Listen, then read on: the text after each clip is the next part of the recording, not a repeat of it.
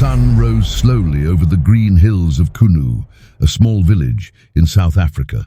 Golden light touched the fields where cows grazed peacefully. There, surrounded by nature, lived a boy named Rolilala, a name that meant troublemaker in his language. To Rolilala, childhood meant freedom. He climbed trees, swam in rivers, and listened to stories by the fire.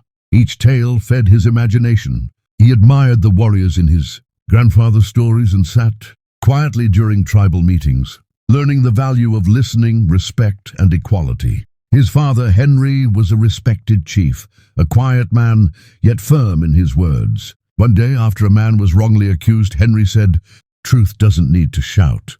It waits for time to reveal it." Rolilala never forgot that. But life changed.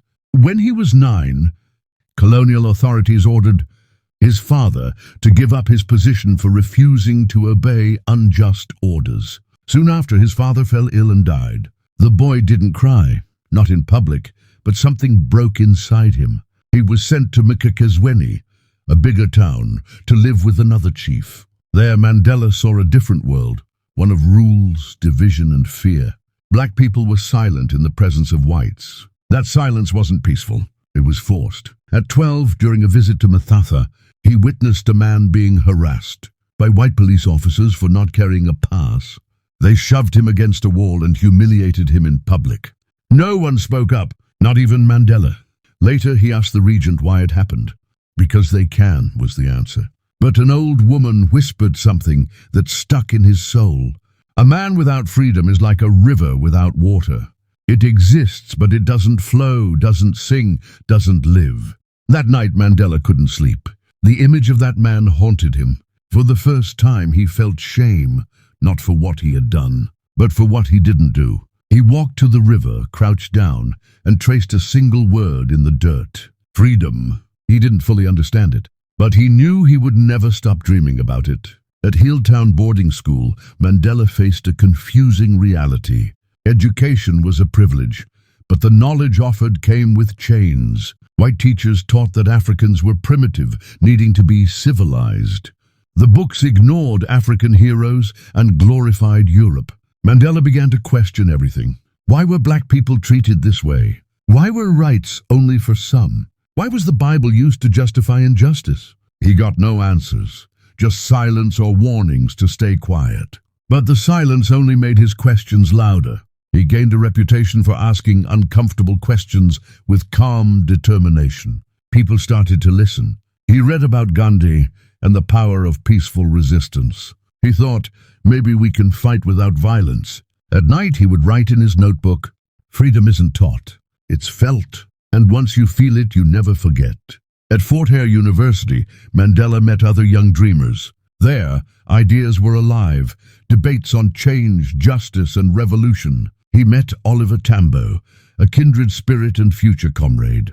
Together, they studied law and dreamed of an equal South Africa. Mandela was elected to the student council and spoke out against injustice on campus. The administration didn't like that. He was told to apologize or be expelled. He refused, and he was expelled. Back in Johannesburg, life was harder. He lived in poor neighborhoods, changed jobs, and saw injustice daily. He joined the ANC Youth League and started organizing with greater purpose. In one meeting, he said, "When justice sleeps, courage must stay awake." And Mandela stayed awake, even as others fell silent.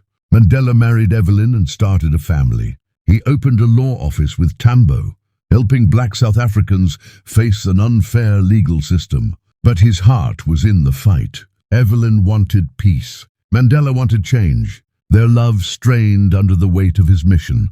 He led civil disobedience campaigns, organized strikes, and was arrested. The government watched his every move. Threats became part of daily life. Eventually, Evelyn left with their children. Mandela was heartbroken but resolved. "Maybe I'll never see freedom," he wrote. "But if my life helps someone else reach it, it will have been worth it." In 1961, Mandela helped form Umkhonto we Sizwe, the Spear of the Nation, a resistance movement focused on sabotage, not killing, a desperate response to brutal oppression. Mandela went underground, living in disguise, organizing from the shadows. In 1962 he was captured and later put on trial. There, he delivered one of the most powerful speeches of all time.